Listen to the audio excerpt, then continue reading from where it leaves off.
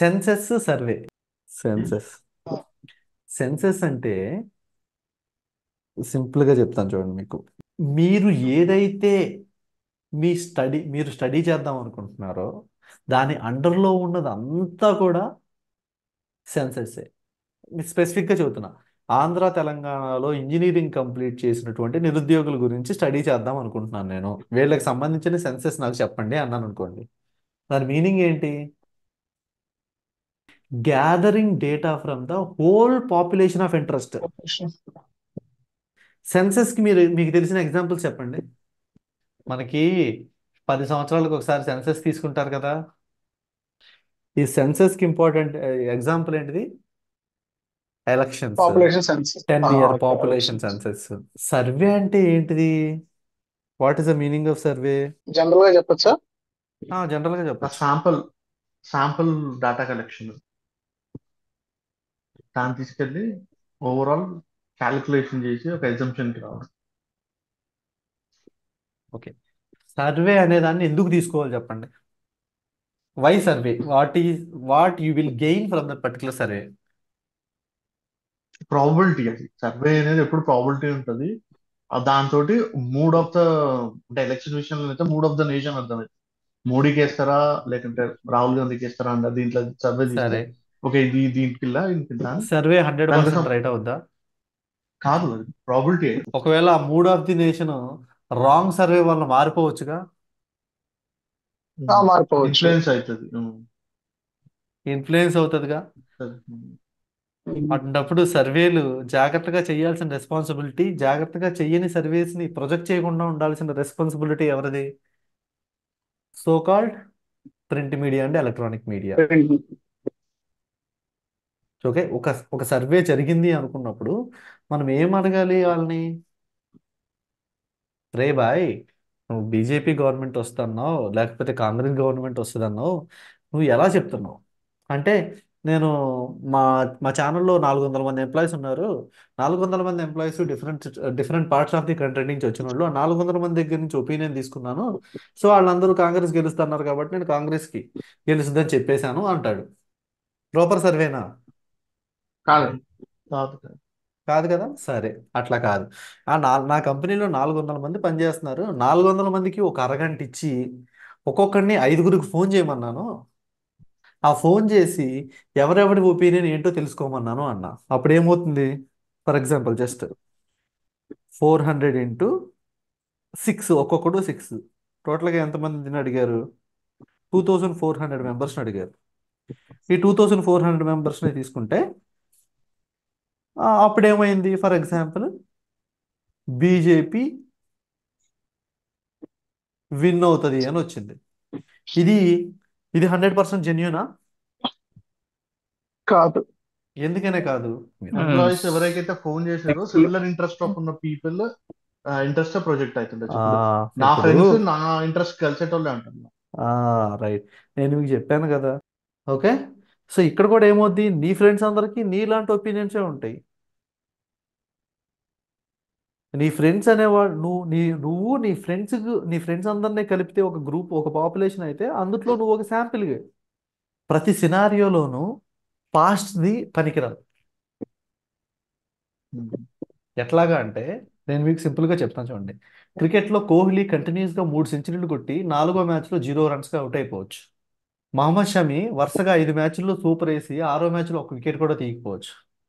And ఈ particular elections అనేవి కూడా మీరు పాస్ట్ ఎక్స్పీరియన్స్ మీద మొత్తం డిపెండ్ అయిపోతాము, పాస్ట్ ఎక్స్పీరియన్స్లో నుంచి నేర్చుకుంటాము అంటే that is not a proper way of starting the study. ఎలా మొదలు పెడతారు? ఫస్ట్ మనకి ఏం కావాలి? ఒకటి దగ్గర నుంచి 175 వరకు ఎన్ని ఓట్లు ఉన్నాయి, మొత్తం రిజిస్టర్డ్ ఓట్స్ ఎన్ని అనేది తెలియాలి మనకి. దేని మీద రిలే అవ్వాలి మీరు? ఉన్నాయి. డేటా డేటా మీద రిలే అవ్వాలి. డేటా మీద రిలే అవ్వాలి కదా అని చెప్పి ప్రతి 10 సంవత్సరాలు వెనకాలకి వెళ్ళి 10 సంవత్సరాలు 5 ఎలక్షన్ నుంచి లాస్ట్ 6 ఎలక్షన్ నుంచి డేటా తీసుకొచ్చి ఇప్పుడు ఎవరన్నా గెలుస్తారా అని మీరు ఇట్లా చెప్పగలుగుతారా? అది proper ఎస్టిమేషనా?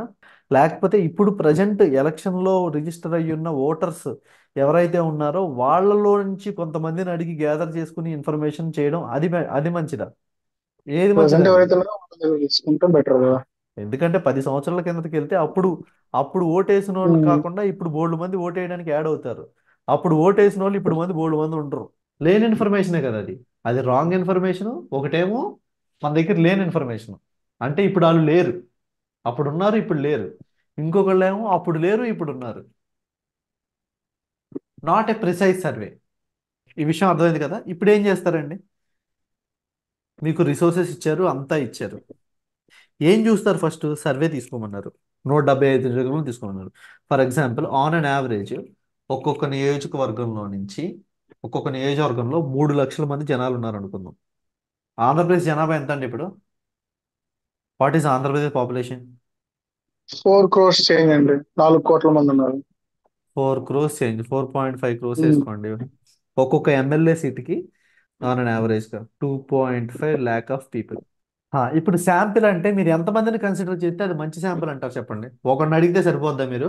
Government employees. Government employees, government employees, non private government employees. Private private employees and వీళ్ళిద్దరిని ప్రైవేట్ అడిగితే ఎంప్లాయీస్. సరిపోద్దా? మళ్ళీ ఎవరిని అడగారు ఇంకా? ఇంకా గవర్నమెంట్ నుంచి కొంతమంది లబ్ధి పొందిన వాళ్ళు ఉంటారు, పొందిన వాళ్ళు ఉంటారు, అలా మళ్ళీ దాంట్లో కేటగిరైజేషన్ చేసుకుంటారు కొన్ని. ఓకే, చూడండి. ఇప్పుడు గవర్నమెంట్, ప్రైవేట్, ఆ తర్వాత ఎస్, ఆ తర్వాత retired people, old age. Employment category wise గా employment earning category, daily earning category, employees, daily daily wage wage worker, workers. Daily wage workers. మళ్ళీ డైలీ వేజ్ దీంట్లో వర్కర్స్. ఎస్, ఈ డైలీ వేజ్ లో మళ్ళీ ఎవరుంటారు? Industrial industries. వర్క్ చేసే వాళ్ళు ఉంటారు, అగ్రికల్చరల్ చేసే వాళ్ళు ఉంటారు. 10 కేటగిరీస్ వచ్చినాయి అనుకుందాం ఎంప్లాయ్మెంట్ కి సంబంధించి. సరే, ఈ అన్నిట్లోనూ జెండర్ ఉంటదిగా ఫస్ట్ బేసిక్ గా. జెండర్ ఎస్, బేస్డ్ గా. వాళ్ళకి జెన్యున్ గా ఏది నచ్చితే అదే వేస్తారు. అందుకే కదా 10 సంవత్సరాల క్రితం 5 సంవత్సరాల క్రితం చంద్రబాబు ఎలక్షన్లకు ఒక వారం రోజుల ముందు అందరికీ పసుపు కుంకుమ అని చెప్పి 10,000 వేసినా కానీ ఓడిపోయాడు కదా, ఉపయోగం లేదు కదా. ఇప్పుడు అవును. కాల్స్ కాల్స్ వచ్చినా అలాగే అడుగుతున్నారు కదా సార్. ఇప్పుడు యాక్చువల్లీ ప్రెసెంట్ ఏపీలో చాలా మందికి రోజు ఫీడ్బ్యాక్ కాల్స్ వస్తున్నాయి. డ్రింకర్స్, నాన్ డ్రింకర్స్, అది చాలా పెద్ద ఇష్యూ. మద్యపాన నిషేధం అంటే కొంతమంది వేయరు, మద్యపాన నిషేధం అంటే కొంతమంది వేస్తారు. ఓకే. అండ్ ఇంకొకటి గవర్నమెంట్ స్కీమ్స్ మీద డిపెండ్ అయిన వాళ్ళు, డిపెండ్ డిపెండ్ అవ్వని వాళ్ళు. సో అట్లాగే మొత్తం అన్నీ చేసుకుంటే మొత్తం అన్నీ కలుపుకొని ఒక 25 కేటగిరీస్ వచ్చినాయి. ఈ 25 కేటగిరీస్ ప్రతి నియోజకవర్గంలోనూ వస్తాయి. ఈ 25 కేటగిరీస్లో నుంచి ఒక్కొక్క కేటగిరీలోకి ఒక 100 మందిని తీసుకున్నాం అనుకోండి. Mail working labour, mail working industrial work, అట్లా మొత్తం అటువంటి అన్ని కేటగిరీలు తీసుకుని ఒక్కొక్కరి దగ్గర నుంచి 100 తీసుకున్నాం అనుకోండి. అప్పుడు ఎంత శాంపిల్ వస్తుంది? ఎంత శాంపిల్ వస్తుందండి? ఈ 2500 వస్తుంది. ఈ 2500లో ఆ కాన్స్టిట్యుయెన్సీలో ఉన్నవాళ్ళు ఎన్ని రకాలుగా, ఎన్ని ఎన్ని క్యాస్ట్లుగా, ఎన్ని ఎడ్యుకేటెడ్ బేసిస్గా, ఎన్ని రకాల ఎంప్లాయ్మెంట్గా ఉన్నారో ఈ 25,000 మెంబర్స్ కూడా అలాగే ఉంటారు. అలాగే ఉండాలి. అలా ఉండేటట్లు తీసుకుంటేనే మనం దాన్ని పర్ఫెక్ట్ శాంప్లింగ్ అంటాం, పర్ఫెక్ట్ సర్వే అంటాం. అలా చేసినప్పుడే అది పర్ఫెక్ట్ సర్వే. ఓకే. అట్లా కాకుండా 2,500 మంది కాదు, 5,000 మందిని తీసుకున్నా కానీ ఒక పార్టీకి ఫేవర్గా ఉండే వాళ్ళని తీసుకుంటే దట్ ఈస్ నాట్ కరెక్ట్. ఇప్పుడు మీరు యూట్యూబ్లో చూస్తున్నారండి, యూట్యూబ్ వీడియోలు చూస్తున్నప్పుడు మీరు ఏ పార్టీ నాయకుడు గెలుస్తాడు అనుకుంటున్నారో అని మీకు పోల్స్ వస్తూ ఉంటాయి, మనం ఇస్తూ ఉంటాం. అదంతా కూడా అన్బయాస్డ్. ఎందుకంటే ఆ పోల్ మీకు వచ్చింది అంటే దానికి సంబంధించి ఇంట్రెస్ట్ ఉన్నోడిని మీరు ఫాలో అవుతున్నారు అంటే దాడికి మీకు ఉన్నాయి సిమిలర్ టేస్ట్. సిమిలర్ టేస్ట్ ఉన్న వాళ్ళందరూ ఒక దగ్గర ఉంటే ఏమవుద్ది? మీరు ఏది కావాలనుకుంటే అది చేసుకోవచ్చు. సో కానీ జెన్యున్గా బయట అది కాదు కదా జరిగేది. సో అందుకనే ఆ రిజల్ట్ అనేది అన్అప్రోప్రియేట్గా ఉంటుంది. కానీ సో ప్రాపర్ శాంపిల్తో ప్రాపర్ సర్వే తీసుకుంటే ఆ వచ్చే రిజల్ట్ అనేది బిగ్ పాపులేషన్ని, రియల్ సిచ్యువేషన్ని రెప్లికా చేసేటట్టుగా ఉంటుంది. ఆ, మీకు సర్వేకి సంబంధించిన డెఫినేషన్ నేను ఒకటి రాస్తాను ఇక్కడ. జస్ట్ కొంచెం జాగ్రత్తగా అబ్జర్వ్ చేయండి.